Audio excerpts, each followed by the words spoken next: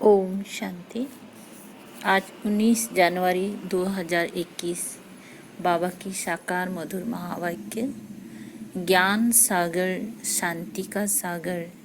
शिव बाबा कहते हैं, मीठे बच्चे अपनी स्वीट बाप को याद करो तो तुम सतु प्रधान देवता बन जाएंगे। सारा मदार याद की यात्रा पर है।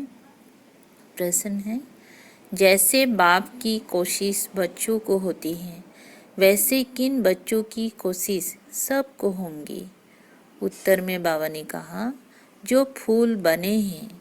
जैसे छोटे बच्चे फूल होते हैं, उन्हें विकारों का पता भी नहीं, तो वो सबको कोशिश करते हैं ना। ऐसे तुम बच्चे भी जब फूल अर्थात पवित्र बन जाएंगे तो सबको कोशिश होगी। तुम्हारे में विकारों का कोई भी कांटा नहीं होना चाहिए। ओम शांति। रूहानी बच्चे जानते हैं कि ये पुरुषोत्तम संगम युग है। अपना भविष्य का पुरुषोत्तम मुख देखते हो, पुरुषोत्तम चोला देखते हो, फील करते हो कि हम फिर नई दुनिया सतयुग में इनकी लक्ष्मी नारायण की वंशावली में जाएंगे, अर्थात सुख धाम में जाएंगे अथवा पुरुषोत्तम बनेंगे। बैठे बैठे यह विचार आते हैं। स्टूडेंट जो पढ़ते हैं तो जो दर्जा पढ़ते हैं वो जरूर बुद्धि में होगा ना। मैं बैरिस्टर या फलाना बनूंगा। वैसे तुम भी जब यहाँ बैठते हो तो ये जानते हो हम विष्णु डिनास्टी में जाएंगे। विष्णु के दो रूप हैं, लक्ष्मी नारायण, देवी देवता। तुम्हारी बुद्धि अभी अलौकिक है और कोई मनुष्यों की बुद्धि में यह बातें रमण नहीं करती होगी। तुम बच्चों की बुद्धि में ये सब बातें हैं। ये कोई कॉमन सत्संग नहीं है। यहाँ बैठे हो, समझते हो सत बाबा, जिसको शिव बाबा न शिव कहा जाता है, उनके संग में बैठे हैं। शिव बाबा ही रचता है, वही रचना के आदि मध्य अंत को जानते हैं और ये नॉलेज देते हैं। जैसे कि कल की बात सुनाते हैं। यहाँ बैठे हो तो ये तो याद होगा ना कि हम आए हैं रिजुवनेट होने, अर्थात ये शरीर बदल देवता शरीर लेने। आत्मा कहती है, हमारा ये तमु प्रधान पुराना शरीर है, इसे बदलकर ऐसा लक्ष्मी नारायण बनने का है। एम आपसे कितनी श्रेष्ठ है। पढ़ाने वाला टीचर जरूर पढ़ने वाले स्टूडेंट से होशियार होगा ना। पढ़ाते हैं, अच्छे कर्म सिखलाते हैं तो जरूर ऊंच होगा ना। तुम जानते हो हमको सबसे ऊंचते ऊंच भगवान पढ़ाते हैं। भविष्य में हम सो देवता बनेंगे। हम जो पढ़ते हैं सो भविष्य नई दुनिया के लिए, और कोई को नई दुनिया का पता भी नहीं है। तुम्हारी बुद्धि में अब आता है ये लक्ष्मी नारायण नई दुनिया के मालिक थे, तो जरूर फिर रिपीट होगा। तो बाप समझाते हैं, तुमको पढ़ाकर मनुष्य से देवता बनाता हूँ। देवताओं में भी जरूर नंबरवार होंगी। देवी राजधानी होती है ना। तुम्हारा सारा दिन यही ख्यालत चलता होगा कि हम आत्मा हैं। हमारी आत्मा जो बहुत पतित थी, सो अब पावन बनने के लिए पावन बाप को याद करती हैं। याद का अर्थ भी समझना है। आत्मा याद करती है अपने स्वीट बाप को। बाप खुद कहते हैं, बच्चे मुझे याद करने से तुम सतु प्रधान देवता बन जाएंगी। सारा मदर याद की यात्रा पर है। बाप जरूर पूछेंगे ना, बच्चे कितना समय याद करते हो। याद करने में ही माया की लड़ाई होती है। तुम खुद समझते हो ये यात्रा नहीं परंतु जैसे कि लड़ाई है। इसमें विघ्न बहुत पड़ते हैं। याद की यात्रा में रहने में ही माया विघ्न डालती, अर्थात याद भुला देती हैं। कहते भी हैं बाबा हमको आपकी याद में रहने में माया के तूफान बहुत लगते हैं। नंबर 1 तूफान है देह अभिमान का, फिर है काम, क्रोध, लोभ, मोह। आज काम का तूफान, कल क्रोध का तूफान, लोभ का तूफान आया। आज हमारी अवस्था अच्छी रही, कोई भी तूफान नहीं आया। याद की यात्रा में सारा दिन रहे, बड़ी खुशी थी। बाबा को बहुत याद किया। याद में प्रेम के आंसू बहते रहते हैं। बाप की याद में रहने से तुम मीठे बन जाएंगे। तुम बच्चे ये भी समझते हो कि हम माया से हार खाते खाते कहाँ तक आकर पहुँचे हैं। बच्चे हिसाब निकालते हैं, कल्प में कितने मास कितने दिन हैं। बुद्धि में आता है ना, अगर कोई कहे लाखों बरस आयु है तो फिर कोई हिसाब थोड़ी कर सके। बाप समझाते हैं ये सृष्टि का चक्र फिरता रहता है। इस सारे चक्र में हम कितनी जन्म लेते हैं, कैसे डिनेस्ट्री में जाते हैं, ये तो जानते हो ना। ये बिल्कुल नई बातें, नई नॉलेज है ना, नई दुनिया के लिए। नई दुनिया स्वर्ग को कहा जाता है। तुम कहेंगी हम अभी मनुष्य हैं, देवता बन रहे हैं, देवता पद है ऊंच। तुम बच्चे जानते हो हम सबसे न्यारी नॉलेज ले रहे हैं। हमको पढ़ाने वाला बिल्कुल न्यारा विचित्र है। उनको ये साकार चित्र नहीं है, वो है ही निराकार। तो ड्रामा में देखो कैसा अच्छा पार्ट रखा हुआ है। बाप पढ़ाए कैसे तो खुद बतलाते हैं, मैं फलाने तन में आता हूँ, किस तन में आता हूँ वो भी बताते हैं। मनुष्य पूछते हैं क्या एक ही तन में आएगा, परंतु ये तो ड्रामा है ना, इसमें चेंज हो नहीं सकती। ये बातें तुम ही सुनते हो और धारण करते हो और सुनाते हो। कैसे हमको शिव बाबा पढ़ाते हैं, हम फिर और आत्माओं को पढ़ाते हैं। पढ़ती आत्मा है, आत्मा ही सिखलाती है। आत्मा मोस्ट वैल्यूबल है। आत्मा अविनाशी अमर है, सिर्फ शरीर खत्म होता है। हम आत्माएं अपने परम पिता परमात्मा से नॉलेज ले रही हैं।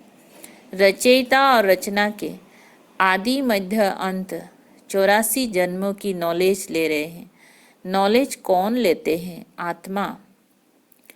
आत्मा अविनाशी है, मुँह भी रखना चाहिए अविनाशी चीज में, ना कि विनाशी चीज में।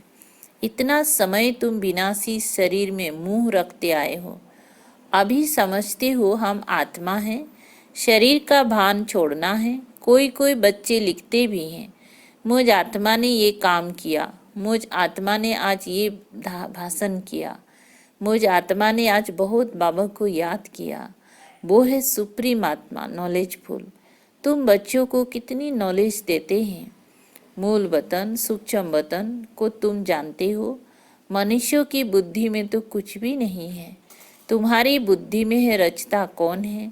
इस मनुष्य सृष्टि का क्रिएटर गाया जाता है तो जरूर कर्तव्य में आते हैं। तुम जानते हो और कोई मनुष्य नहीं जिसको आत्मा और परमात्मा बाप याद हो। बाप ही नॉलेज देते हैं कि अपने को आत्मा समझो। तुम अपने को शरीर समझ उल्टे लटक पड़े हो।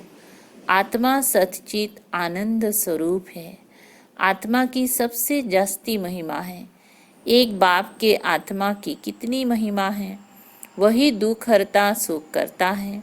मच्छर आदि की तो महिमा नहीं करेंगे कि वो दुख हरता सुख करता है। ज्ञान का सागर है, नहीं, ये बाप की महिमा है। तुम भी हरेक खुद दुख हरता सुख करता हो, क्योंकि उस बाप के बच्चे हो ना, जो सबका दुख हर कर और सुख देते हैं, सो भी आधा कल्प के लिए। ये नॉलेज और कोई में है नहीं। नॉलेजफुल एक ही बाप है। हमारे में नो नॉलेज, एक बाप को ही नहीं जानते हैं, तो बाकी फिर क्या नॉलेज होंगी। अभी तुम फील करते हो। हम पहले नॉलेज लेते थे, कुछ भी नहीं जानते थे, बेबी में छोटे बच्चे में नॉलेज नहीं होती है और कोई अवगुण भी नहीं होता है, इसलिए उनको महात्मा कहा जाता है क्योंकि पवित्र है। जितना छोटा बच्चा उतना नंबर 1 फूल, बिल्कुल ही जैसे कर्मातीत अवस्था है।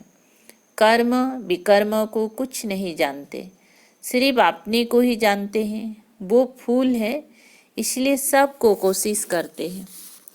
जैसे अब बाबा कोशिश करते हैं, बाबा आए ही हैं तुम सबको फूल बनाने। तुम्हारे में कोई बहुत खराब कांटे भी हैं, 5 विकार रूपी कांटे हैं, 5 विकार रूपी कांटे हैं ना। इस समय तुमको फूलों और कांटों का ज्ञान है। कांटों का जंगल से भी बहुत चीजें बनती हैं। कहाँ चला गया? कांटों का जंगल भी होता है। बबूल का कांटा सबसे बड़ा होता है।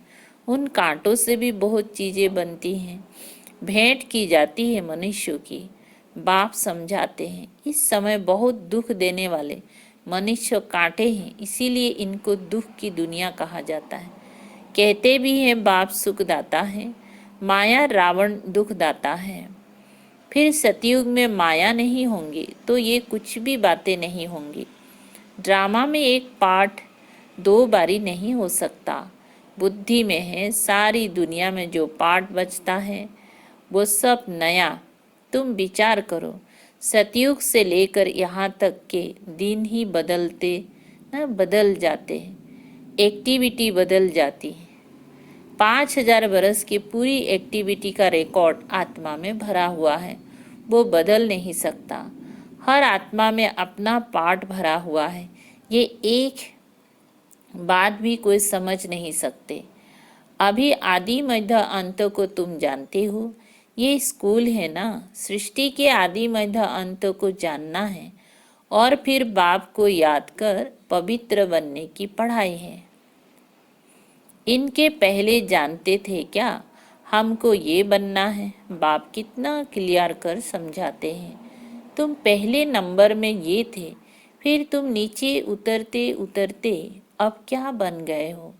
दुनिया को तो देखो क्या बन गई है। कितने ढेर मनुष्य हैं। इन लक्ष्मी नारायण की राजधानी का विचार करो, क्या होगा? यह जहाँ रहते होंगे कैसे हीरे जवाहरत के महल होंगे। बुद्धि में आता है अभी हम स्वर्गवासी बन रहे हैं, वहाँ हम अपने मकान आदि बनाएंगे। ऐसे नहीं कि नीचे से द्वारिका निकल आएगी। जैसे शास्त्र में दिखाया है, शास्त्र नाम ही चला आता है और तो कोई नाम रख नहीं सकते। और किताब होते हैं पढ़ाई के, दूसरे नावेल्स होते हैं, बाकी इनको पुस्तक अथवा शास्त्र कहते हैं। वो है पढ़ाई के किताब। शास्त्र पढ़ने वालों को भक्त कहा जाता है। भक्ति और ज्ञान 2 चीज़ें हैं। अब बैराग किसका, भक्ति का या ज्ञान का? जरूर कहेंगी भक्ति का। अब तुमको ज्ञान मिल रहा है जिससे तुम इतना ऊंच बनते हो। अब बाप तुमको सुखदाई बनाते हैं। सुखधाम को ही स्वर्ग कहा जाता है। सुखधाम में तुम चलने वाले हो तो तुमको ही पढ़ाते हैं। ये ज्ञान भी तुम्हारी आत्मा ही लेती है।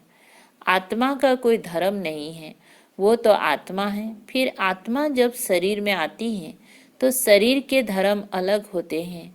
आत्मा का धर्म क्या है? एक तो आत्मा बिंदु मिसल है और शांत स्वरूप है, शांति धाम मुक्ति धाम में रहती है। और बाप समझाते हैं सब बच्चों का हक है। बहुत बच्चे हैं जो और धर्मों में कन्वर्ट हो गए हैं, वो फिर निकलकर अपने असली धर्म में आ जाएंगी। जो देवी देवता धर्म छोड़ दूसरे धर्म में गए हैं वो सब पत्ते लौट कर आ जाएंगे अपनी जगह पर। इन सब बातों को और कोई समझ नहीं सकेंगे। पहले पहले तो बाप का परिचय देना है, इनमें ही सब मूंछ पड़े हैं। तुम बच्चे जानते हो अभी हमको कौन पढ़ाते हैं? बाप पढ़ाते हैं। कृष्ण तो देहधारी हैं, इनको ने दादा कहेंगे। सब भाई भाई है ना। फिर है मर्तबे के ऊपर, ये भाई का शरीर है, ये बहन का शरीर है, ये भी अब तुम जानते हो। आत्मा तो एक छोटा सा सितारा है, इतनी सब नॉलेज छोटे सितारे में है। सितारा शरीर के सिवाय बात भी नहीं कर सकता। सितारे को पाठ बजाने के लिए अंग भी चाहिए। सितारों की दुनिया ही अलग है। फिर यहाँ आकर आत्मा शरीर धारण करती है, वो है आत्माओं का घर। आत्मा छोटी बिंदी है, शरीर बड़ी चीज है, तो उनको कितना याद करते हैं। अभी तुमको याद करना है एक परम पिता परमात्मा को। यही सत्य है। जब कि आत्मा और परमात्मा का मेला होता है, गायन भी है आत्मा परमात्मा अलग रहे बहुकाल। हम बाबा से अलग हुए ना, याद आता है कितना समय अलग हुए हैं। बाप जो कलब कलब सुनाते आए हैं वही आकर सुनाते हैं। इसमें जरा भी फर्क नहीं हो सकता। सेकेंड बाय सेकेंड जो एक्ट चलती है वो नहीं। एक सेकेंड पास होता है, मिनट पास होता है, उनको जैसे छोड़ते जाते हैं, पास होता जाता है, ताकि कहेंगे इतने बरस, इतने दिन, मिनट, इतने सेकेंड पास कर आए हैं। पूरा 5000 बरस होगा, फिर एक नंबर से शुरू होगा। एक्यूरेट हिसाब है ना। मिनट से सेकेंड सब नोट करते हैं। अभी तुमसे कोई पूछे इसने कब जन्म लिया था, तुम गिनती कर बताते हो। कृष्ण ने पहले नंबर में जन्म लिया है। शिव का तो मिनट सेकेंड कुछ भी नहीं निकाल सकते हो। कृष्ण की तिथि तारीख पूरा लिखा हुआ है। मनुष्यों की घड़ी में फर्क पड़ सकता है मिनट सेकेंड का। शिव बाबा के अवतरण में तो बिल्कुल फर्क नहीं पड़ सकता। पता भी नहीं पड़ता है कि कब आया। ऐसे भी नहीं साक्षात्कार हुआ तब आया, नहीं, अंदाज से कह देते हैं। बाकी ऐसे नहीं उस समय प्रवेश हुआ, साक्षात्कार हुआ कि हम फलाना बनेंगे। अच्छा, मीठे मीठे सिकलधे बच्चों प्रति माता पिता बाप दादा का याद प्यार और गुड मॉर्निंग। रूहानी बाप की रूहानी बच्चों को नमस्ते। हम रूहानी बच्चों की रूहानी बाप दादा को याद प्यार, गुड मॉर्निंग और नमस्ते नमस्ते। धारणा के लिए मुख्य सार है। 1 नंबर, सुखधाम में चलने के लिए सुखदाई बनना है। सबके दुख हर कर सुख देना है। कभी भी दुखदाई कांटा नहीं बनना है। 2, इस विनाशी शरीर में आत्मा ही मोस्ट वैल्यूएबल है। वही अमर अविनाशी है। इसीलिए अविनाशी चीज से प्यार रखना है। देह का भान मिटा देना है। आज का मीठा वरदान है, एक बल एक भरोसे के आधार पर मंजिल को समीप अनुभव करने वाले हिम्मतवान भव। विस्तार, ऊंची मंजिल पर पहुंचने से पहले आंधी तूफान लगते ही हैं। स्टीमर को पार जाने के लिए बीच भंवर से क्रॉस करना ही पड़ता है। इसीलिए जल्दी में घबराओ मत, थको व रुको मत। साथी को साथ रखो तो हर मुश्किल सहज हो जाएंगी। हिम्मतवान बन बाप की मदद के पात्र बनो। एक बल एक भरोसा, इस पाठ को सदा पक्का रखो तो बीच भंवर से सहज निकल आएंगी और मंजिल समीप अनुभव होंगी। स्लोगन, विश्व कल्याणकारी वो हैं जो प्रकृति सहित हर आत्मा के प्रति शुभ भावना रखते हैं। विश्व कल्याणकारी वो हैं जो प्रकृति सहित हर आत्मा के प्रति शुभ भावना रखते हैं। अच्छा, ओम शांति। शुक्रिया बाबा, शुक्रिया।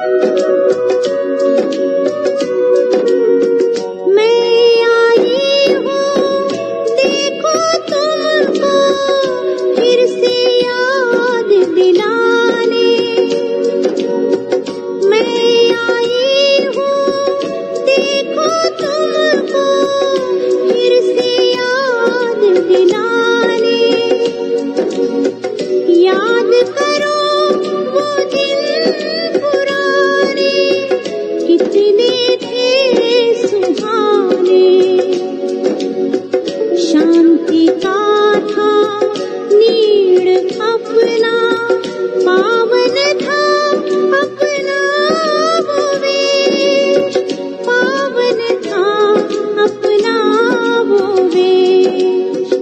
शांति की एक चिड़िया आई, लेकर एक संदेश रे।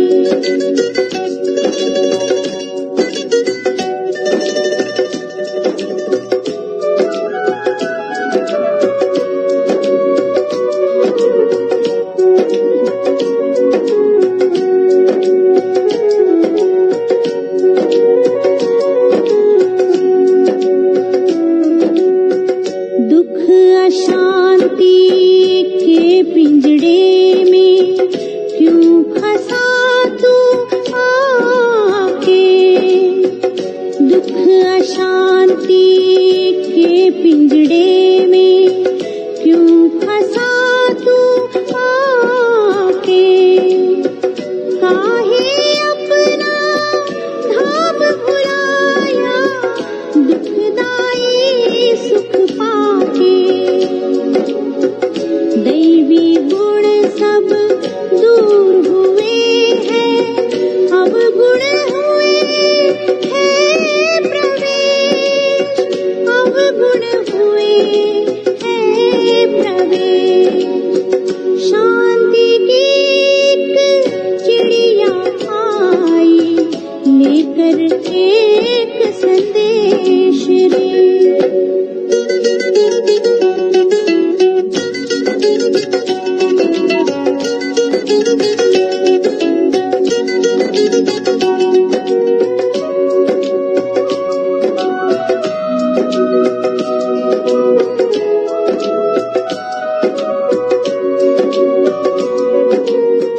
लाई हूँ मैं मंत्र प्यारा, शांति का सुनाने।